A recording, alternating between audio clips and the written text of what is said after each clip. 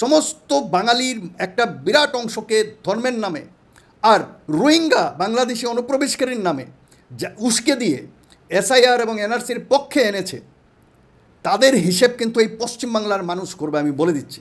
লাটে যখন হিন্দু বাঙালিদের নাম কাটা যাবে, তখন এখানে এরা বিজেপির যারা আজকে বারবার অভয় বাণী দিচ্ছে যে আমরা শুধু রোহিঙ্গা ধরব, মুসলমান অনুপ্রবেশকারী ধরব, আসলে তো ব্যাপারটা তা নয়। কারণ কোটি কোটি মুসলমান তো এখানে ঢোকেনি বাংলাদেশ থেকে, আর কোটি কোটি রোহিঙ্গাও এখানে আসেনি।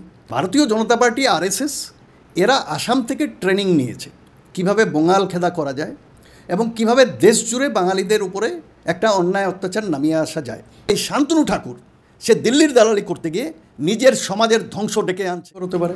কারণ পশ্চিমবঙ্গের জনগণ তাদের পাশের রাজ্য আসাম থেকে শিক্ষা নেওয়া উচিত ছিল, সেটা তারা নেয়নি। বেশিরভাগই লোকেরা এখন ওই হিন্দুত্ববাদী রাজনীতির খপ্পরে পড়েছে এবং তারা যেটা বোঝাচ্ছে সেটাতে নিয়েই ধেই ধেই করে নাচছে। এরা এর বিভীষিকাটা এখনও বুঝতে পারেনি, কারণ তাদের নিজেদের উপর দিয়ে যায়নি। আমি দীর্ঘদিন এই বিষয়গুলো নিয়ে কাজ করছি। এসআইআরটা অনেকে বলছে যে ঘুরিয়ে এনআরসি করছে, আমারও তাই মনে হয়। তার কারণ হচ্ছে এতগুলোর কাগজপত্রের কি দরকার। এসআইআর যেটা এর আগে হয়েছিল তাতে তো এরকমভাবে হয়নি, সেই ফর্মও আমার কাছে আছে। তো এইবার এত শত আয়োজন কিসের জন্য? আমরা এর আগে দেখেছি যে যেগুলো ভোটার লিস্ট রিভিশন বা এই সমস্ত হতো, সেটার মোটিভ ছিল ইনক্লুশন, মানে যাদের নাম আছে তাদের নামও ইনক্লুড হবে এবং সেই সাথে নতুন যারা ভোটার এসছে তাদেরও নামকে সংযোজন করা হবে, এক্সক্লুশন নয়। কিন্তু এইবার আমরা একটা এই বিজেপির রাজত্বে, বিজেপির এই 10-12 বছরের রাজত্বে একটা নতুন জিনিস দেখলাম যে এদের সব কিছুই হচ্ছে এক্সক্লুশন। এনআরসি এক্সক্লুশন, আমরা অবৈধ অনুপ্রবেশকারী ধরবো, রোহিঙ্গা ধরবো, আমি তো রোহিঙ্গা বলি, আমি রোহিঙ্গা বলি না, রোহিঙ্গা ধরবো, কোটি কোটি মুসলমান ঢুকে গেছে, এগুলো আমি আগে আসামে শুনতাম। ভারতীয় জনতা পার্টি আরএসএস এরা আসাম থেকে ট্রেনিং নিয়েছে কিভাবে বঙ্গাল খেদা করা যায় এবং কিভাবে দেশ জুড়ে বাঙালিদের উপরে একটা অন্যায় অত্যাচার নামিয়ে আসা যায়।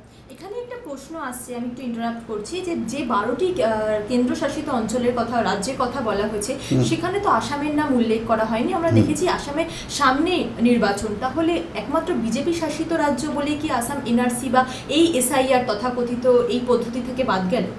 ওরা একটা মানে আজব রকমের একটা নতুন তত্ত্ব দিয়েছে ইলেকশন মানে নির্বাচন কমিশন। সেটা হচ্ছে যেহেতু ওখানে এনআরসি হয়েছে সেই জন্য আমরা ওখানে এসআইআর করছি না। কিন্তু আমার বক্তব্য হচ্ছে কেন এসআইআর হবে না?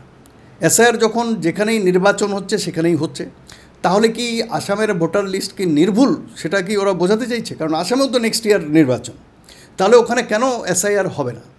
আসলে ব্যাপারটা কি, পশ্চিমবঙ্গে যখন নাম কাটা যাবে, মানে লাটে যখন হিন্দু বাঙালিদের নাম কাটা যাবে, তখন এখানে এরা বিজেপির যারা আজকে বারবার অভয় বাণী দিচ্ছে যে আমরা শুধু রোহিঙ্গা ধরব, মুসলমান অনুপ্রবেশকারী ধরব, আসলে তো ব্যাপারটা তা নয়।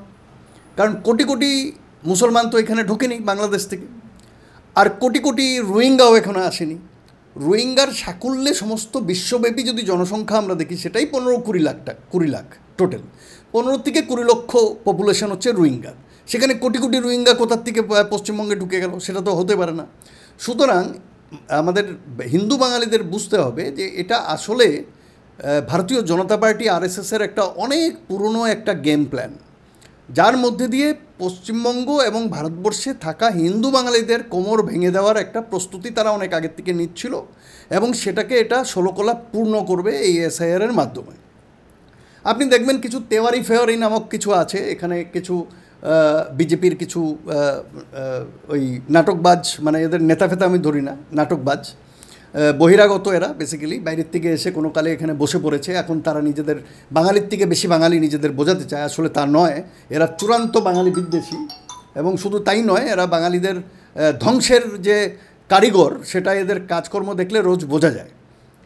বেসিক্যালি আজকে সকালে আমি একটা ওর দেখলাম, টুইট দেখলাম, গতকালকে একজন মারা গেছে পানিহাটিতে, প্রদীপ কর। আজকে একজন মজুমদার একজন মারা গেছেন, ক্ষিতীশ মজুমদার মারা গেছেন। তার বয়স বোধহয় 90 বা 92 এবং তার বাড়ি হচ্ছে গিয়ে বীরভূম। এবার সে একটা টুইট করেছে, মানে সাংঘাতিক।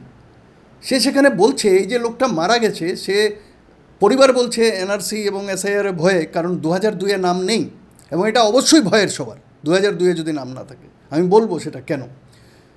সেই লোকটা সেই জন্য এরা দুইজন যে করেছে আত্মহত্যা, সেটা নাকি মানে একটা অন্য এজেন্সিকে দিয়ে তদন্ত করে দেখতে হবে। তার কারণ এরা সুইসাইড করেনি, এদেরকে বোধহয় মানে ইনডাইরেক্টলি বলতে চাইছে অন্য কোনো রাজনৈতিক দল খুন করে দিয়েছে অথবা বাড়ির লোক খুন করে দিয়েছে, এটা নিয়ে রাজনীতি করার জন্য। মানে কতটুকু ভয়ঙ্কর, অমানবিক এবং সংবেদনশীল হলে এই সমস্ত লোক বাংলার বুকে দাঁড়িয়ে বাঙালির বিরুদ্ধে এই সমস্ত বক্তব্য রাখতে পারে। আজকে আসামে দাঁড়িয়ে বা মহারাষ্ট্রে দাঁড়িয়ে যদি এরকম কোনো বক্তব্য, বা কেরালায় দাঁড়িয়ে বা কর্ণাটকায় দাঁড়িয়ে যদি এই জাতীয় বক্তব্য এইরকম বহিরাগতদের দ্বারা বা জাতির দালালদের দ্বারাও যদি জাতির বিরুদ্ধে এরকম যদি কোনো বক্তব্য সেই সমস্ত রাজ্যে দিত, আমি গ্যারান্টি দিয়ে বলছি তার ছাল চামড়া এত সময় তুলে নেওয়া হতো, তুলে নিত মানুষ তার ছাল চামড়া। বাঙালি সবথেকে বেশি সহনশীল, পেশেন্স রাখে, তারা অন্যের কোনো সময় ক্ষতি করে না, ক্ষতি করতে চায় না, এগুলো এরকম মনোবৃত্তি রাখে না। সেই জন্য আজকে নরম মাটিকে খোঁচাতে খুব ভালো লাগে, রক্তাক্ত করতে খুব ভালো লাগে। বাঙালির সমস্ত শরীর দিয়ে এই মুহূর্তে রক্ত ঝরছে। আসাম থেকে শুরু করে সমস্ত ভারতবর্ষে বাঙালির উপরে চূড়ান্ত আক্রমণ নামিয়ে আনা হয়েছে। এসআইআর হচ্ছে তার সর্বশেষ একটা পরিস্থিতি, এরপরে আলটিমেটলি এনআরসি করবে। এই এসআইআরে আমি যেটা বলতে চাই, 2002-এর একটা ডকুমেন্ট, এবং এরা বলছে 2002-এ যদি ডকুমেন্ট না থাকে, এই মজুমদার নামক আরেকজন নেতা আছেন, কি মজুমদার, সুকান্ত মজুমদার, সে প্রেসিডেন্টও ছিল ভারতীয় জনতা পার্টির পশ্চিমবঙ্গ ইউনিটের। সে একটা স্টেটমেন্ট দিয়েছে, আমি তো অবাক হয়ে গেছি। প্রথমে আমি এটা বিশ্বাস করিনি, দেখার পরে আমি অবাক হয়ে গেছি। সে বলছে যাদের নাম এসআইআর থেকে বাদ যাবে তাদেরকে আমরা সিএ দিয়ে ঢুকিয়ে নেব, ভোটার লিস্টে নাম ঢুকিয়ে নেব। তার মানে ওর মুখ দিয়ে এই সমস্ত জাতিদ্রোহী দালাল এবং এই সমস্ত বাঙালি বিদ্বেষী এবং বাংলার বিরুদ্ধে যারা কাজ করছে এবং দিল্লির দালালি করছে, দিল্লির দালালি করে মানে বাংলার এবং বাঙালির বিরুদ্ধে যে ষড়যন্ত্রটা করছে, তার মুখ দিয়ে ফাঁস হয়ে গেছে। এসআইআর হচ্ছে special intensive revision of the Indian voter list. এটা তো নাগরিকত্ব প্রমাণের কোনো ব্যাপার নেই, বা কেউ বলছেও না, নির্বাচন কমিশনও বলছে না। তাহলে ওর মুখ দিয়ে এটা কেন বেরোলো যে এসআইআর থেকে নাম বাদ দিলে আমরা সবার নাম সিএ দিয়ে নেব? তার মানে কি এরা এই ষড়যন্ত্রটা দিল্লির তাদের প্রভুদের সাথে বসে করেছে যে তাদের নাম কেটে দেওয়া হবে এবং তারা বিদেশি ঘোষিত হয়ে যাবে এবং এরপর তাদেরকে সিএ ছাড়া কোনো গতি থাকবে না? এটা একটা সাংঘাতিক, কিন্তু একটা আমি একটা দেখতে পাচ্ছি, ডেঞ্জারাস সিচুয়েশন দেখতে পাচ্ছি। শান্তনু ঠাকুরও বলছে মতুয়াতে যে সমস্ত মতুয়া সম্প্রদায়ের মানুষদের নাম এসআইআর তালিকায় থাকবে না বা ভোটার তালিকায় থাকবেন, তাদেরকে আলাদা করে ভোটার আইডি কার্ড দেবেন তিনি। উনি কে? উনি কোন হরিদাস পাল? আমরা মতুয়া সংঘের মহাসংঘের কপিল কৃষ্ণ ঠাকুরকে দেখেছিলাম, আমরা বড়মাকে দেখেছি, আমরা মমতাবালা ঠাকুরকে দেখেছি, কিন্তু কপিল কৃষ্ণ ঠাকুর মহাশয়, যিনি আর আমাদের মধ্যে নেই, উনি এমপিও হয়েছিলেন, ওনাদের যে আন্দোলন মতুয়াদের নাগরিকত্বের জন্য, সেই আন্দোলন তো শান্তনু ঠাকুর লড়ছে না। ওনার আন্দোলন ছিল সবাইকে নাগরিকত্ব দেওয়ার।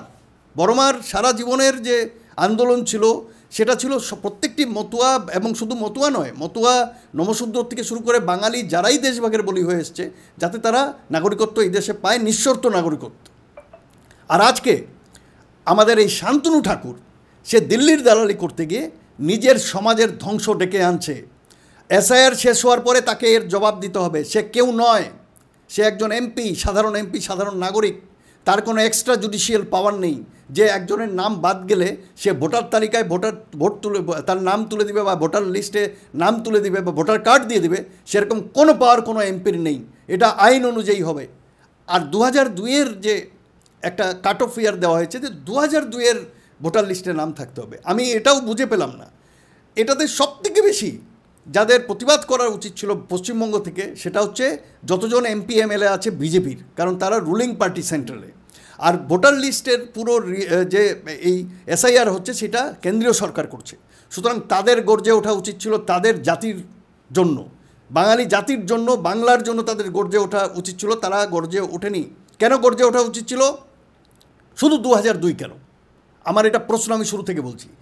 কেন 2002-এ যাদের নাম থাকবে, 2021-এ, 2019-এ যাদের নাম আছে, হয়তো কোনো কারণে সে বাইরে গেছে বা কোথাও ট্রান্সফার হয়েছে, তার নাম উঠেনি, অথবা কেটে দিয়েছে। অনেক সময় কেটে দেয়। আমার নাম কেটে দিয়েছিল, পরে গিয়ে আবার আমাকে তুলতে হয়েছিল। কেটে দেয় এরা নিজের থেকেই। তো সেই সময় অনেকেই হয়তো খেয়াল রাখেনি যে 2002-এর লিস্টে তাদের নাম নেই, তারা খেয়াল করেনি, বাইরে ছিল। তাহলে 2002-এ যদি লিস্টে নাম না থাকে তাহলে তার নাম কি উঠবে না এইবারের রিভিশনে? এটা ইয়ার কি হচ্ছে? এর আগের যদি নাম থাকে তাদের লিস্টে তাহলে সেটার ভিত্তিতে কেন উঠবে না? এটা অনেক বড় প্রশ্ন। আর দ্বিতীয় কথা, আমি আসামে এনআরসির ক্ষেত্রে দেখেছি যখন নাম কেটে যায় এবং যখন প্রশ্ন ডাউট ক্রিয়েট হয়, ডাউটফুল একটা সিচুয়েশনে নিয়ে আসা হয়, নাম কেটে যাওয়ার পরে লম্বা লম্বা লাইন পড়বে নাম ওঠানোর জন্য। তখন ওর শান্তনু ঠাকুর আর মোদি দাদা আর শাহ দাদা এসে কাউকে বাঁচাবে না। বিজেপি আর শ্রীরাম জয় শ্রীরাম করে ঘাড়ে মাথায় পিঠে স্ট্যাম্প লাগিয়ে ঘুরলেও কেউ বাঁচাবে না, কারণ এটা আলটিমেটলি আইন অনুযায়ী হবে, পরিষ্কার কথা। সুতরাং 2002-এ নাম না থাকলে যদি কারোর নাম কেটে যায়, এরপরে তাকে লিগেসি প্রমাণ করে কতবার যে ভোটার লিস্টে নাম ওঠার জন্য নির্বাচনী কেন্দ্রে গিয়ে লাইন লাগাতে হবে, এটা আমি সেই সময় দেখব। আমরা অনেক বলেছি এই কথাগুলো, কারোর মাথায় ঢোকেনি। এবার সেই সময় আগত, আমাদের কথাগুলো এবার অক্ষরে অক্ষরে সামনে ফলবে এবং আমরা দেখব। আর এখন আমরা বলবো যে কী হচ্ছে। আর পশ্চিমবঙ্গের মিডিয়া, পশ্চিমবঙ্গের নিরানন্দ মিডিয়ার থেকে শুরু করে রিপাবলিক বাংলার থেকে শুরু করে প্রতিটা যতগুলো মিডিয়া হাউস আছে, সেটা প্রিন্ট মিডিয়া হোক আর সেই সাথে ইলেকট্রনিক মিডিয়া হোক, যারা সমস্ত বাঙালির একটা বিরাট অংশকে ধর্মের নামে আর রোহিঙ্গা বাংলাদেশি অনুপ্রবেশকারীর নামে উস্কে দিয়ে এসআইআর এবং এনআরসির পক্ষে এনেছে, তাদের হিসেব কিন্তু এই পশ্চিমবাংলার মানুষ করবে, আমি বলে দিচ্ছি। কারণ যে পরিস্থিতি হতে চলেছে আগামীতে, যদি লার্জ স্কেলে যদি নাম কেটে যায়, এরা যে পাপ করেছে তার পাপের প্রায়শ্চিত্ত বাংলার মাটিতে বাংলার মানুষ বিচার করবে, রাস্তায় বিচার হবে। অন্যদিকে এসআইআর ঘোষণা হওয়ার পরই শুভেন্দু অধিকারীর মুখ থেকে শোনা গেল যে পশ্চিমবঙ্গে সেমিফাইনাল শুরু হয়ে গেছে, 26-এ মুখ্যমন্ত্রীর নামের আগে প্রাক্তন বা এক্স বসিয়ে এই খেলা শেষ হবে, কোট অ্যান্ড কোট তৃণমূলের ভাষায় খেলা হবে বলে স্লোগান দিল। হ্যাঁ, সে তো এই জন্যই তো বিভিন্ন জায়গায় আমরা এখন দেখতে পাচ্ছি তার অনুগামীরা কোথাও কালী মূর্তির মাথা ভেঙে দিচ্ছে, কোথাও জগদ্ধাত্রী মূর্তি ভেঙে দিচ্ছে। গত 1-2 বছর থেকে তো এরকম অনেক কিছু করেছে ওরা। এরা তো ধর্মাধর্ম ছাড়া কিছু বোঝে না। আসলে এরা তো ধার্মিক না, এরা তো রামের ধারক বাহক নয়, এরা রাবণের বংশধর, রাক্ষস। এরা সমাজ ধ্বংস করতে এসছে, হিন্দু বাঙালিদের ধ্বংস করতে এসছে, এবং এদের লক্ষ্য হচ্ছে ওই গদিটা, ক্ষমতার গদি। আর এরা একবার যদি ক্ষমতায় আসে, পশ্চিমবঙ্গের হিন্দু বাঙালিদের দুর্দশাগ্রস্ত অবস্থা হওয়া ছাড়া কোনো দ্বিতীয় রাস্তা থাকবে না। মহিলাদের অবস্থা অন্যান্য বিজেপি শাসিত রাজ্যে আজকে কী অবস্থা ভালো করে দেখে নেবেন, বুঝে নেবেন ভোট দেওয়ার আগে। আর তৃতীয়ত দলিতদের কী অবস্থা, কোথায় মুখে ঘাস নিয়ে দৌড়াচ্ছে আর কোথায় মানে আমি মুখ দিয়ে উচ্চারণ করতে পারবো না, কী সমস্ত জিনিস তাদের উপরে ঢেলে দেওয়া হচ্ছে, সেগুলো আপনারা দেখে নেবেন, ভালো করে বুঝে নেবেন।